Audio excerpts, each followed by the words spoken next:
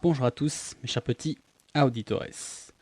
Alors après l'épisode de la semaine dernière, que d'ailleurs je vous invite à aller écouter parce qu'on va voir ensemble finalement la deuxième partie, donc la suite de l'épisode de la semaine dernière. Donc du coup, cet épisode en deux parties sur les deux différents types de discussions, sur les discussions synchrones et asynchrones. Mais avant toute chose, bonjour à tous et bienvenue dans ce 103e épisode d'Electron Penseur.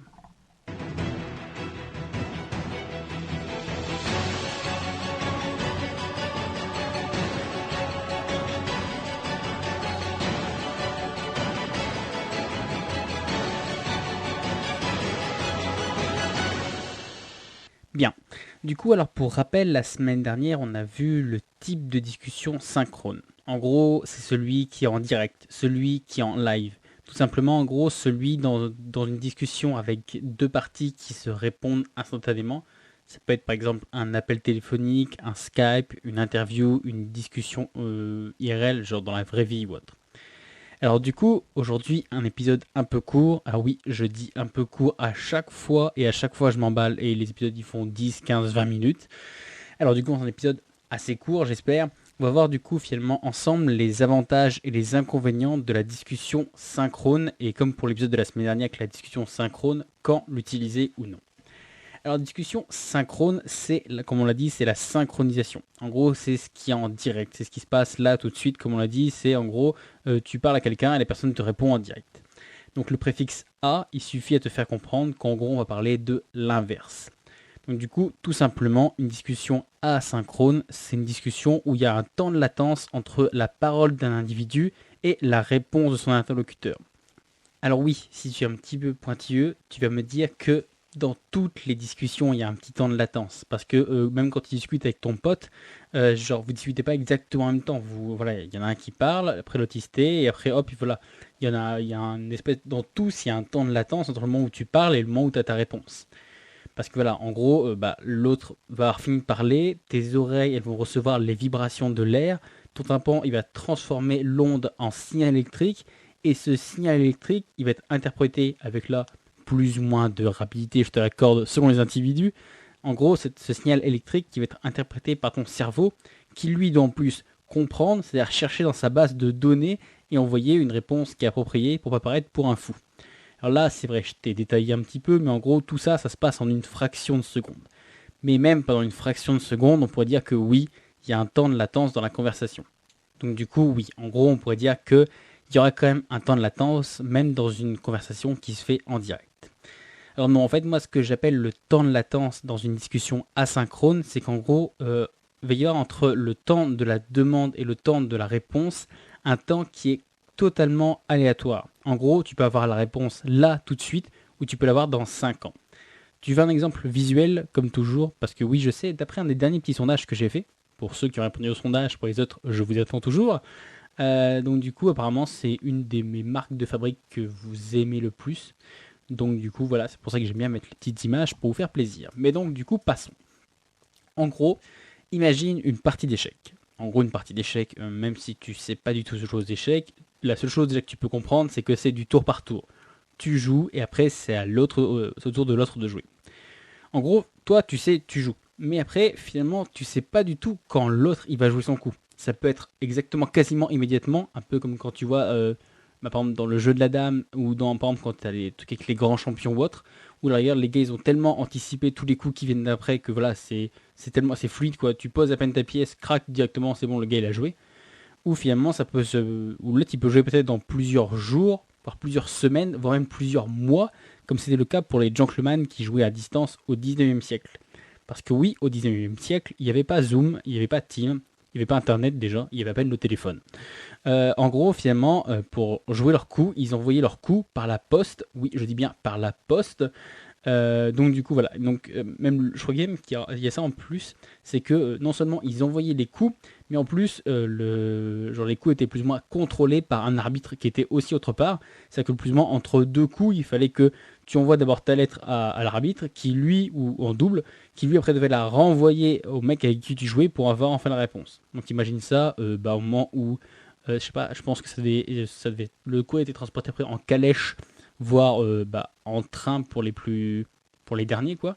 Donc du coup, tu imagines que ça met des semaines et des mois pour arriver entre deux coups, quoi. Donc c'est vraiment un truc gigantesque.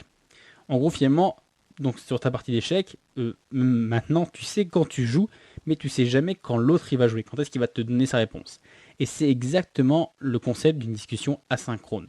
En gros, tu envoies un message où finalement tu te moques plus ou moins du temps de réponse. L'important finalement c'est que la personne d'en face, elle voit ton message, qu'elle le traite et qu'elle y réponde. Qu'elle y réponde pas là tout de suite, c'est pas important. Toi, ce qu'il faut, c'est qu'elle s'en occupe un moment. Et finalement, dans le monde actuel du travail, même sur le travail, même en général, je sais pas pourquoi je dis travail, le meilleur exemple, c'est le mail. Parce qu'en gros, finalement, si tu envoies un mail, c'est qu'en gros, tu envoies une demande, tu te doutes qu'elle ne va pas être traitée tout de suite, même si des fois ça arrive, mais tu te doutes qu'au plus tard, dans quelques jours, voire même à la fin de la semaine ou la semaine prochaine, quelqu'un va y répondre et tout ça, donc tu auras une réponse qui va arriver. T'as pas besoin d'une réponse là tout de suite, parce que si tu as besoin d'une réponse là tout de suite, eh ben, tu utiliserais la discussion synchrone avec ton téléphone, tu appellerais directement la personne ou le service ou autre. Mais en gros, voilà, là, tu as juste besoin de savoir que ton message il est passé, qu'il est reçu et que la personne en face va y répondre. Voilà, du coup, donc après ce rapide tour d'horizon, finalement, il est temps de te présenter les avantages et les inconvénients de la discussion asynchrone. Alors, on va commencer par les avantages quand même. En fait, les avantages, c'est qu'en gros, elle te permet de te libérer du temps. En gros, sur un mail ou un texto ou une lettre ou autre, on est concis, on est bref, on va à l'essentiel. Voilà, à la rigueur, même si par exemple si c'est un mail ou autre, tu peux même pré-remplir le début, dire voilà, bonjour monsieur, madame, blablabla, et tu peux même aussi remplir la fin. Donc voilà, cordialement, avec tes coordonnées ou autre, t'es pas obligé de tout retaper. Donc en gros, tu vas vraiment que à l'essentiel, tu vas vraiment en direct. En gros, tu peux écrire en moins d'une minute, bah finalement exactement ce qu'il te faut, parce que là tu vas demander vraiment le cœur de ta requête, de quoi il s'agit, ce qu'il te faut comme réponse ou autre. Ça va vraiment être super, voilà, ça va vraiment être super concis. En gros, finalement, tu peux écrire en moins d'une minute, ce qui t'aurait pris sûrement plusieurs minutes, voire dizaines de minutes au téléphone. Parce que voilà, si tu voulais la même information au téléphone, il faut que tu appelles, ça sonne, il faut que la personne en face elle réponde. Une fois qu'elle répond, bah voilà, tu as l'espèce de présentation d'usage, tu dis quitter, voilà pourquoi tu l'appelles. Voilà, tu as au moins quasiment une bonne minute de ça. Et après, finalement, voilà, il faut que, au milieu de toute cette espèce de politesse, de trucs un peu, voilà, où tu utilises des liens, même si c'est juste professionnel ou autre, où voilà, tu échanges avec un être humain. Donc du coup, voilà, au milieu de tout ça, il faut que tu arrives à faire ressortir ce qui est important, ce qu'il te faut, et voire limite, il faut que tu le répètes, ou que tu redonnes des exemples, ou que tu précises exactement de ce que tu veux, parce que voilà, ça peut ne pas être totalement clair.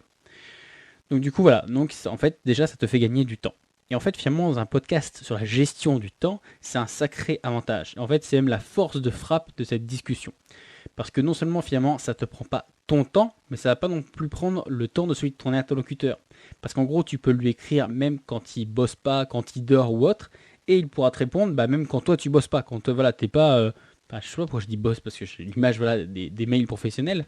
Mais voilà, si tu peux envoyer un message, je sais que j'ai pas mal de potes comme ça, j'ai surtout quelques potes dans les meilleurs amis, là, dont Guillaume d'ailleurs que je vous ai présenté dans l'épisode 100, où en gros, pendant longtemps, là un petit peu moins, mais pendant longtemps, en gros, on se croisait parce que lui, il était souvent du matin et moi la nuit, enfin du soir. Au niveau, on va dire, de nos moments waouh, tu sais, le moment où t'es à fond, t'es vachement concentré, l'espèce de moment flow, quoi. Et en gros, du coup, ce qui fait bah, on passait notre temps à se croiser parce que, en gros, finalement, quand il y en avait un qui était au top, l'autre il dormait et vice versa. Et donc, du coup, c'est pour ça que bah, finalement, juste cette discussion, cette méthode de discussion, ça permettait en fait de pouvoir échanger ou autre nous-mêmes, je pense que c'est le meilleur exemple, nous-mêmes chacun au top de notre zone de performance. C'est-à-dire que bah voilà, moi tard le soir et lui tôt le matin. Donc du coup voilà, on était au top, on pouvait répondre dans les meilleures conditions ou autres, mais en même temps on n'était pas en train de réveiller soit le gars qui venait de s'endormir, soit l'autre qui est en train de finir sa nuit, parce que voilà, il fallait qu'on échange tout de suite. C'est-à-dire que voilà, c'était en gros, on envoyait le message, on savait qu'on allait avoir une réponse, on savait pas quand, et là c'était même encore mieux, c'est de se dire bah on l'aura quand la personne elle sera dans sa forme optimale quoi. Donc du coup voilà, en gros ce que je t'ai dit c'est que bah voilà, tu prends pas ton temps, mais en plus tu prends pas celui de ton interlocuteur. Ensuite, par exemple, si ton interlocuteur il a besoin de quelque chose pour répondre, ça peut être, je sais pas, une autre personne, un dossier, ou par exemple d'avoir besoin d'être sur un lieu précis. Finalement, en fait, eh ben, il aura le temps de prévoir ça. Il aura le temps d'avoir tout sous la main pour répondre au mieux à ta question. Quand plus ou moins, voilà, il t'enverra la réponse, c'est parce que il aura vu tous les éléments et tout ça, qu'il aura un peu fait le tour de la question et qu'il pourra te répondre précisément. Je veux dire, je sais pas, si tu appelles n'importe qui, que tu lui demandes un truc, bah, je sais pas, techniquement, voilà, imagine là, en plus c'est un petit peu la saison. la saison. La saison après, des trucs de déclaration d'impôt. Je sais pas si tu appelles quelqu'un de random, même un de tes potes, et que tu lui demandes exactement, voilà, de te décrire tout ce qu'il y a sur sa fiche d'impôt ou sa fiche de paye ou autre, il va en être incapable. Donc du coup, il va falloir que il aille chercher, si là tu l'appelles, il va falloir que limite il te mette en pause, qu'il aille chercher dans ses dossiers, qu'il refouille et tout ça. Et finalement, ta réponse, tu la feras en 30-40 minutes, enfin, n'exagérons rien, mais voilà, ça va te prendre vachement de temps parce qu'il va falloir que la personne elle se mette dans les dispositions pour l'avoir. Alors que si tu lui envoies juste un message, et ben quand la personne elle te répondra, c'est parce que elle aura elle trouvé le temps de sortir tous les papiers, de faire le tour de tout ce qu'elle a, de ce qui lui sert, de ce qui lui sert pas, de voilà, elle va un peu faire le tour et donc du coup, elle te donnera une réponse qui est vachement plus efficace parce que finalement elle aura tous les éléments sous la main.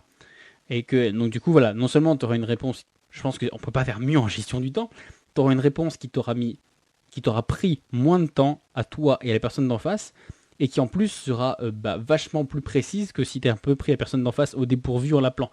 Où là, voilà, la personne elle aura tous les éléments. Voilà, je dis même peut-être une autre personne. Peut-être elle va se rendre compte qu'elle a besoin d'aide de quelqu'un d'autre ou autre, ou qu'elle a besoin d'un avis de quelqu'un d'autre. Et donc, du coup, elle aura eu le temps de faire tout ça, d'évaluer bien la situation à droite à gauche. C'est un peu le fameux truc de finalement pourquoi il y a encore plein de mecs qui font du démarchage au téléphone.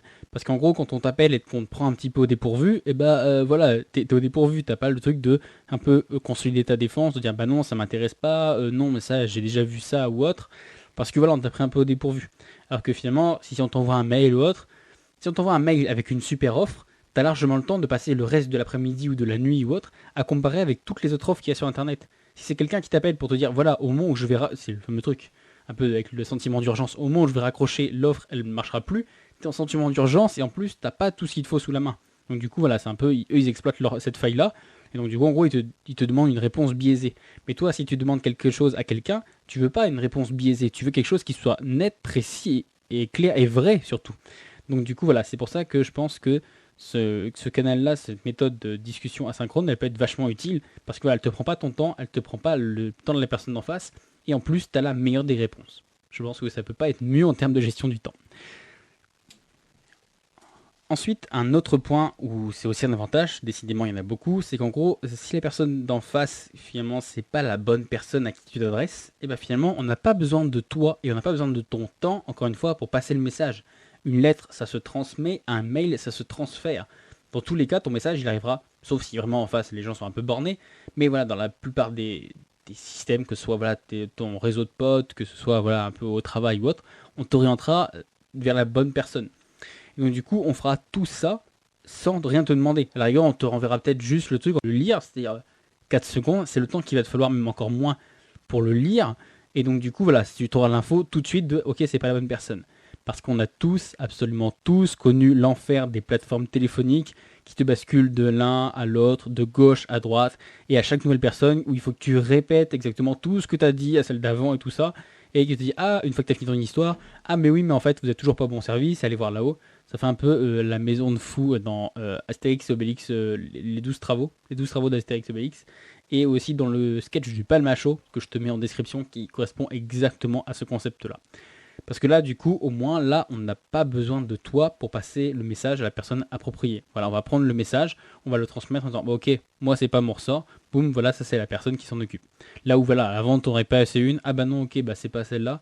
Donc là, c'est bon, plus ou moins, ton message, il est envoyé, et après, lui, il fait son petit bonhomme de chemin jusqu'à atterrir la bonne personne, qui, encore une fois, te donnera une réponse claire, concise, et qui t'aura pas pris ton temps. Je peux pas faire mieux en termes de gestion du temps. Mais finalement, même en dehors du travail, dans la vie de tous les jours, c'est super utile. Parce qu'en fait, ça permet surtout de pouvoir transmettre des messages, même si les deux interlocuteurs ils sont pas disponibles. Exactement comme je te racontais pour mon histoire avec mon pote, voilà, où on passe un temps à se croiser. Parce que finalement, si tu regardes bien, sans message vocal, qui est une discussion asynchrone, un appel téléphonique qui est raté, ça au moment où tu n'arrives pas à avoir la personne d'en face, elle apporterait aucune information. Juste le fait que sur ton téléphone sera juste marqué telle personne a essayé de vous joindre. T'as pas plus d'informations. Donc du coup voilà, sans le message vocal c'est une discussion asynchrone, c'est tu laisses un message et tu sais pas quand les personnes vont l'avoir en face. Donc du coup voilà, sans cette partie-là, finalement une discussion synchrone, si la personne d'en face est pas disponible, et elle sert à rien. Parce que voilà, tu hurles dans la montagne, c'est un écho, quand l'écho s'est éteint, poum, il n'y a plus de voix. C'est exactement pareil. Donc du coup voilà, l'autre avantage encore, c'est que voilà, que ça peut te permettre dans la vie de tous les jours finalement de transmettre un message, même si les deux interlocuteurs sont pas disponibles. En gros, un post-it sur le frigo, ce sera toujours mieux que de réveiller ta femme à 7h du matin pour lui dire que quand elle descendra dans 2 heures, et ben son petit-déj il sera déjà prêt dans le frigo. Voilà, ça n'a pas de sens. Donc du coup, tu vois un peu l'idée. C'est le truc de se dire qu'en gros, c'est un peu comme si, je pense qu'on peut même dire en fait, c'est un peu comme si tu capitalisais sur l'avenir. En gros, c'est que tu lances tu lances des projets, des espèces de petites bulles, voilà, comme ça dans l'avenir, tu laisses faire leur petit bonhomme de chemin, et voilà, elles te reviendront au moment où ce sera le plus opportun. Bref, du coup, je pense que tu l'as un petit peu compris parce que j'en ai un petit peu fait l'éloge. C'est un style de communication que j'affectionne particulièrement parce qu'en termes de gestion du temps, c'est le pied, on peut difficilement faire mieux. Mais bon, on va rester objectif et on va regarder du coup le côté des inconvénients. Alors il y a plusieurs inconvénients et le premier c'est qu'en gros, même, ça m'étonne même que les plus puritains d'entre vous ne sont pas devant chez moi avec un crucifix, des torches et des fourches. En gros, ils vont me sortir finalement que oui, en fait, les discussions asynchrones, ça casse le lien social. En gros, forcément, sur un message qui est écrit ou même enregistré ou autre, les émotions, elles passent moins bien et finalement, ça casse un peu tous les moments de partage, tous les trucs que finalement, les liens que tu crées quand tu es en direct avec les gens. Et donc, du coup, là, je vais dire, oui, en fait, vous avez raison. Je ne vais pas le nier non plus. Parce que finalement, encore une fois, le podcast, il s'appelle pas le damier. En gros, tout n'est pas soit blanc, soit noir. En gros, c'est toujours un peu une nuance des deux. C'est pour ça même que je reconnais qu'il y a des inconvénients. Parce que oui, du coup, je vais pas le nier. Du coup, les émotions et ça, le lien social, il passe forcément moins avec ce système-là. Mais après, du coup, certes, la discussion asynchrone, ça permet de moins tisser des liens avec les personnes. Mais en même temps, si tu n'avais plus que des discussions synchrones, en gros, si on te dérangeait physiquement à chaque fois que tu as une question, en gros, tu ne dormirais pas au sens littéral du terme. Ensuite, autre désavantage, c'est qu'en gros, tu es un petit peu dépendant de l'autre pour ton temps de réponse. En gros, tu n'as aucune indication si le message il a été reçu, si la personne en face l'a vu ou s'il est en train d'y répondre. Alors oui, tu vas me dire que sur Messenger par exemple, si on peut voir, voilà, c'est marqué lu ou c'est marqué distribué ou c'est marqué, tu as les petits points en train d'écrire. Eh bien en fait, justement, si tu as ces éléments-là, c'est parce qu'il y avait une demande, c'est parce qu'il y avait un manque à combler. Donc du coup, ça marche sur cette plateforme-là parce que voilà, tu as un peu le processus d'avancement de ton message, mais dans la majorité, tu n'as pas d'informations sur l'état de traitement du message que tu as envoyé. Donc du coup, voilà, par exemple, je sais pas si tu envoies une lettre, et encore si tu peux avoir un accusé de réception, mais après, rien ne te dit que la personne, elle l'a pas, même pas ouvert, qu'elle l'a posé sur son bureau ou autre. Donc du coup, pire, non seulement tu n'as pas de réponse tout de suite, mais en plus, même, tu n'en auras peut-être même jamais. Parce que peut-être que tu as atterri dans les spams, peut-être que tu es tombé dans un bug du service postal qui s'est fait braquer sur la route, sait-on jamais. Ou plus simplement, finalement, que ton interlocuteur, il a oublié de te répondre et qu'il est passé à autre chose en sortant ta question de sa tête. Voilà, ça peut arriver. On a tous, je sais pas, tu reçois un mail ou autre, tu dis ah oui, ça c'est super, je vais m'en occuper. Tu te mets aucun pense-mètre, tu ne mets rien, pouf, le mail il passe, il est écrasé par tous les autres, boum, c'est bon, t'as oublié. Voilà, donc du coup, il y a bien, je reconnais, il y a bien quelques cas où finalement la discussion asynchrone, elle a ses limites, notamment comme je te l'ai dit, pour créer des liens sociaux et en termes finalement de réponse, de savoir si ta réponse elle est traitée ou pas. Mais donc du coup, après, pour conclure, alors encore une fois, ça n'a pas été un épisode si petit que ça, cet épisode, mais bon, j'avais prévenu au début. Alors en gros, finalement, dès que tu as besoin d'une réponse tout de suite, qu'il y a la possibilité de nourrir ou d'entretenir des liens sociaux ou que la situation l'exige, utilise la discussion synchrone. Ce sera toujours le mieux. Voilà, si tu as une réponse tout de suite, plutôt que d'envoyer un texto ou autre, s'il te faut une réponse, appelle, essaye d'aller voir la personne ou autre. Si, je sais pas, par exemple, ça n'aurait pas de sens de vouloir faire même un visio, c'est un truc synchrone. Voilà, je sais pas, par exemple, pour créer du lien social et tout ça, ce qui est en direct, ce sera toujours mieux qu'un peu même s'il y a des smileys et ça, mais que les messages un peu déshumanisés ou voilà, les trucs un peu froids. Donc du coup, voilà, dans tous ces cas-là, ou si la situation l'exige, je sais pas si par exemple, je sais pas, quelqu'un t'appelle parce qu'il a une fuite d'eau dans sa douche, tu peux pas lui dire ouais, je traiterai ton truc plus tard. Non, là, voilà, c'est en direct ou autre, il faut que tu aies une réponse tout de suite. Donc du coup, dans ces cas-là, utilise la discussion synchrone.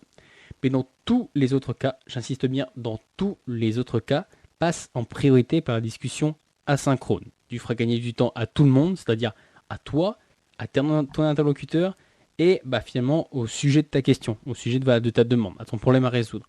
Parce que voilà, non seulement toi, finalement, ça t'aura pris moins de temps de faire la demande, ton interlocuteur, lui, ça va lui prendre moins de temps parce qu'il pourra la traiter exactement quand il aura toutes les infos qui sera au top ou autre, Et donc du coup, ton problème aussi, lui, il va s'étaler sur moins longtemps, parce que voilà, t'auras une réponse qui sera précise, optimale et tout ça, et donc du coup, bah, ça avancera beaucoup plus vite. Après, j'ai dit en priorité, parce que comme on l'a vu, finalement, le système asynchrone, il a ses limites. Et finalement, ça nous tous déjà arrivé de rappeler quelqu'un après lui avoir envoyé un message, parce que bah, soit la réponse, finalement, elle devient urgente, qu'on a deux petits épisodes sur la discussion synchrone et asynchrone, donc finalement, la preuve que tout peut aller dans le sens de la gestion du temps, même la conversation. Si cet épisode t'a plu, n'hésite pas à me le dire comme d'habitude sur la page Facebook ou autre. Comme toujours, si tu as des questions, des suggestions, pareil, n'hésite pas. Et donc du coup, moi je te dis à la semaine prochaine pour de prochaines aventures. Ciao!